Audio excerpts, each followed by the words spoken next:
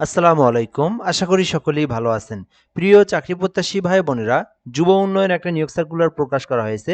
এটার আবেদনের কিন্তু আরো অল্প কিছুদিন সময় রয়েছে। তো আজকের এই ভিডিওতে আমি আপনাদেরকে যুব উন্নয়নে কিভাবে নির্ভুলভাবে আবেদন করা যায় এই প্রসেসটা আমি আপনাদেরকে এই ভিডিওর মাধ্যমে দেখাবো।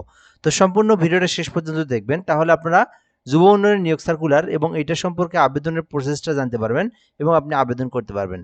এবং এই নিয়োগ সার্কুলারটা কিন্তু সরকারি স্থায়ী একটা নিয়োগ সার্কুলার, যেখানে বাংলাদেশের সকল জেলার প্রার্থীরা আবেদন করতে পারবে। ছেলে হোক মেয়ে হোক সকলেই আবেদন করতে পারবে এবং এটা সরকারি স্থায়ী রাজস্ব খাতভুক্ত একটি নিয়োগ সার্কুলার। তো এখানে শুধুমাত্র এসএসসি পাস করে আবেদন করতে পারবেন। মোট 103টি পদ রয়েছে। অফিস সহায়ক পদে 103টি পদ, 20তম গ্রেড। শুধুমাত্র এসএসসি পাশে আবেদন করা যাবে। গুরুত্বপূর্ণ বিষয় হচ্ছে এই আবেদনটা কিন্তু চলমান থাকবে 1 তারিখ থেকে, অর্থাৎ মে মাসের 1 তারিখ পর্যন্ত আবেদনটা চলবে। মে মাসের 1 তারিখ বিকাল 5 ঘটিকা পর্যন্ত চলবে। এরপরে কিন্তু আবেদন আর করতে পারবেন না। অর্থাৎ এখানে যে আবেদনের একটা লিঙ্ক দেওয়া রয়েছে, এই লিঙ্কে প্রবেশ করলে আপনারা আর আবেদন করতে পারবেন না। আমি আপনাদের একটু লিঙ্কটা দেখা দিচ্ছি। dydteletalk.com.bd থেকে আপনারা আবেদন করবেন। dydteletalk.com.bd লিখে গুগল অথবা অনলাইন অথবা ক্রোম ব্রাউজারে সার্চ করলেই আবেদনের ফর্মটা পেয়ে যাবেন। তো আপনারা যারা নিজেরা আবেদন করতে পারেন, এই লিঙ্কে প্রবেশ করে আপনারা কিন্তু সরাসরি এইরকম একটা ওয়েবসাইট পেয়ে যাবেন। তো এখানে আপনাকে এই ফর্মটা ফিল আপ করে আবেদনটা করতে হবে। এর মধ্যে একটা বিষয় বলে নেই, যারা আমাদের মাধ্যমে আবেদন করে নিতে চান তারা কিন্তু এই নাম্বারে হোয়াটসঅ্যাপে এসএমএস করতে পারেন।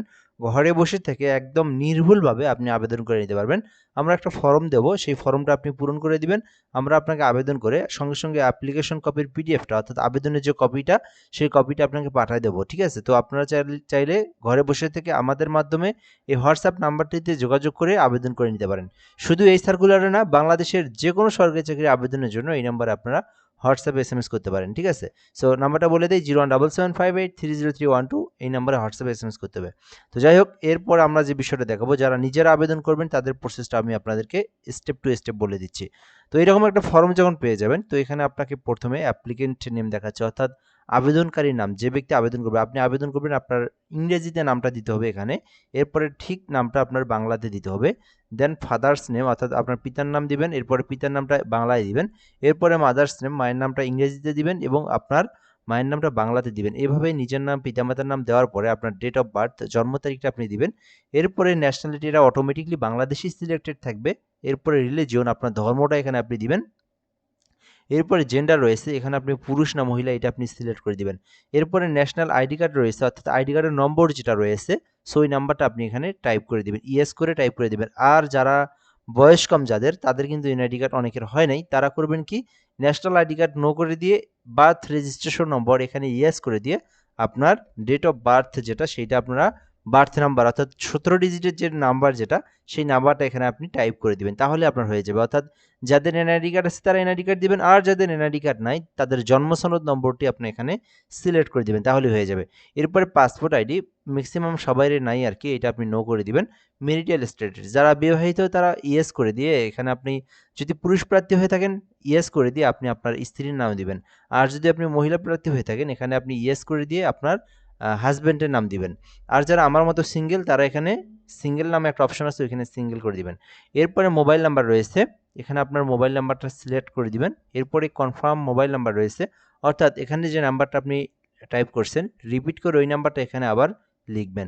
তবে অবশ্যই সার্কুলারের মধ্যে গুরুত্বপূর্ণ বিষয়টাই হচ্ছে মোবাইল নাম্বার। এই মোবাইল নাম্বার যদি ভুল হয়, তো পরবর্তীতে কিন্তু আপনার ফোনে আর এসএমএস আসবে না, আপনি জানতেও পারবেন না। তো এই জন্য খুবই সূক্ষ্মভাবে আপনি এই আপনার নাম্বারটা এখানে বসায় দিবেন, কোনো যেন ভুল না হয়, 2 জায়গায় সেম রাখবেন। এরপরে ইমেইল আপনার, অর্থাৎ আপনার ফোনে থাকা ইমেইল যেটা রয়েছে এটা দিতে পারেন। অনেকের ইমেইল নাই, থাকলে অনেকে বেরই করতে পারে না ইমেইলটা, তো এটা আপনার একটা ইমেইল দিলেও হয় না দিলেও হয়, যদিও অপশনাল এই বিষয়টা। তো আপনার ইমেইল থাকলে দিবেন, না থাকলে আপনি যে কোনো একটা ইমেইল দিতে পারেন, এটা কোনো সমস্যা না। সবকিছু আপনার মোবাইল নাম্বারেই যোগাযোগ করা হবে, মোবাইল নাম্বারে এসএমএস আসবে, মোবাইল নাম্বারে আপনার সব, এখানে ইমেইল কোনো ইফেক্টেড না। এরপরে কোটা, আপনার যদি কোটা থেকে থাকে, যেমন শারীরিক প্রতিবন্ধী কোটা, ক্ষুদ্র নৃগোষ্ঠী, তৃতীয় লিঙ্গ, যে কোনো কোটা যদি থেকে থাকে সেই কোটাটা আপনি এখানে দিতে পারেন, যদি না থাকে তাহলে নট করে দিবেন। সো এরপরে ডিপার্টমেন্ট, অর্থাৎ আপনি যদি সরকারি কোনো কর্মকর্তা হয়ে থাকেন, বা আপনি যদি কোনো একটা জবে রানিং অবস্থায় থাকেন, অথবা আপনি যদি আপনার যদি আধা সরকারি বা স্বায়ত্তশাসিত কোনো একটা প্রতিষ্ঠানে জবে আছেন, তাহলে সেটা আপনি সিলেক্ট করে দিবেন। যদি না থাকে, এখানে নিচে দেখবেন নো নামে একটা অপশন, নট ডিপার্টমেন্টাল স্ট্যাটাস করে দিবেন, অর্থাৎ নো করে দিবেন।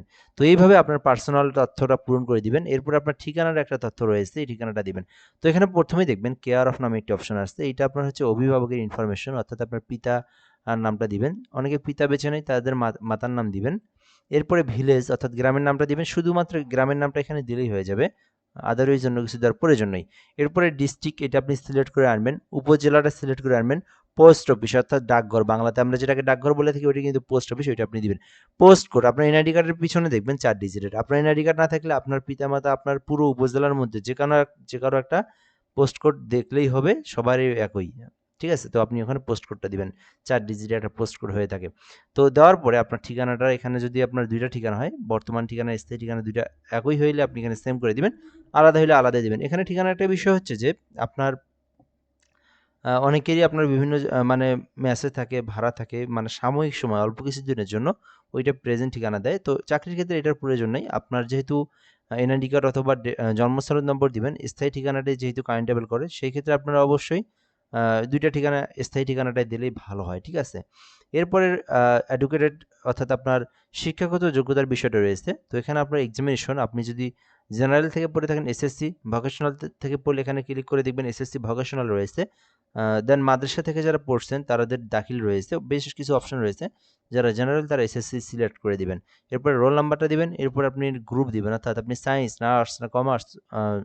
কমার্স হলে বিজনেস স্টাডিজ, অর্থাৎ আপনার এখানে গ্রুপটা আপনি এখানে দিবেন, অর্থাৎ এখানে সিলেক্ট করে দিবেন। এরপরে বোর্ড, আপনি কোন বোর্ড থেকে লেখাপড়া করছেন, দিনাজপুর না যশোর না বরিশাল না ঢাকা, চট্টগ্রাম, বহু বোর্ড আছে। তো আপনার বোর্ডটা আপনি এখানে সিলেক্ট করে দিবেন। এরপর রেজাল্ট, এখানে বেসিক্যালি এসএসসির ক্ষেত্রে জিপিএ 5 এর মধ্যে পরীক্ষা হয়ে থাকে, ওখানে আপনি সিলেক্ট করে দিয়ে আপনি এখানে জিপিএ 5টা এখানে টাইপ করে বসায় দিবেন। তো এরপরে পাসিং ইয়ার যেটা, সেই পাসিং ইয়ারটা আপনি এখানে টাইপ করে দিবেন। ঠিক আছে? তাহলে কিন্তু আপনার সকল তথ্যগুলো পূরণ করা হইলো। কারো যদি এইচএসসি থেকে থাকে সেক্ষেত্রে তার পরবর্তী এডুকেটেডগুলো অ্যাড করতে পারে, কোনো সমস্যা নেই।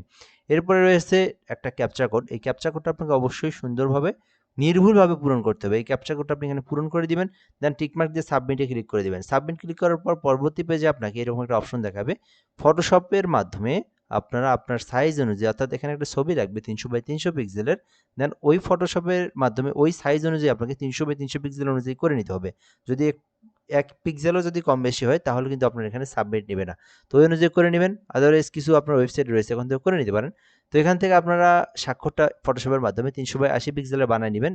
তো এখানে ছবি স্বাক্ষর আপলোড দিয়ে টিকমার্ক দিয়ে সাবমিটে ক্লিক করে দিলে আপনার পেমেন্টটা সাকসেসফুলি সম্পূর্ণ হয়ে যাবে। ঠিক আছে? সো আশা করি আপনারা বুঝতে পেরেছেন। এইভাবে আপনার আবেদনটা একদম এ টু জেড ফিল আপ করতে হবে। পরবর্তী স্টেপ দেখাচ্ছি। এখান থেকে আবেদনের পর আপনাদেরকে কিন্তু একটা পেমেন্ট করতে হবে, যেটা হচ্ছে সরকারি ফি। এখানে পেমেন্ট করতে হবে 56 টাকা। তো এখানে 56 টাকা কীভাবে ফিটা দিবেন আমি আপনাদেরকে বলে দিচ্ছি। তো প্রথম এসএমএসে আপনাদেরকে এখানে 50 টাকা না, এখানে 2টা এসএমএস সহ মানে এখানে 50 টাকা সার্ভিস চার্জ 5 টাকা, মোট 55 টাকা 75 পয়সা, অর্থাৎ এখানে 56 টাকা। 56 টাকা আবার এখানে পেমেন্ট করতে 2টা এসএমএস এর জন্য এইখানে 56 লেখা আছে। 2টা এসএমএস এর জন্য আরও 6 টাকা কাটবে। অর্থাৎ আপনারা যারা নিজেরা পেমেন্ট করবেন, আপনারা 65 টাকা রিচার্জ করবেন। এর কম যদি রিচার্জ করেন তাহলে পেমেন্ট কিন্তু হবে না। 65 টাকা আপনার লাগবে, অর্থাৎ 2টা এসএমএস 6 টাকা কেটে নেয়। তো আপনারা 65 টাকা রিচার্জ করে আপনারা প্রথম এসএমএস লিখবেন ডিওআইডি, লেখার পরে আপনাদের যে ইউজার আইডি আছে অ্যাপ্লিকেশন কপি থেকে, ওইটা নিয়ে 16342 নাম্বার সেন্ড করে দিবেন। পরবর্তীতে পিন নাম্বার দিয়ে 16342 নাম্বার সেন্ড করে দিলে আপনার পেমেন্টটা কিন্তু সাকসেসফুলি সম্পূর্ণ হয়ে যাবে। সো আশা করি আপনারা এই সার্কুলারে আবেদনের জন্য শিক্ষাগত যোগ্যতা, অভিজ্ঞতা তো নাই, জাস্ট শিক্ষাগত যোগ্যতা এবং ইত্যাদি যে বিষয়গুলো রয়েছে, আবেদনের প্রসেস রয়েছে, সকল কিছু জানতে পেরেছেন, বুঝতে পারছেন এবং আবেদনটা করবেন। 1 মে পর্যন্ত সময় রয়েছে, এর মধ্যে আবেদন করবেন। আর আমাদের মাধ্যমে আবেদন করে নিতে চাইলে আমাদের হোয়াটসঅ্যাপ নাম্বার এখানে দেওয়া রয়েছে। এই নাম্বারে হোয়াটসঅ্যাপে যোগাযোগ করে আপনাদেরকে আবেদন করে নিতে হবে। সো আশা করি বুঝতে পেরেছেন। ভিডিওটা এ পর্যন্তই আজকের। ধন্যবাদ। ভালো থাকবেন। আসসালামু আলাইকুম।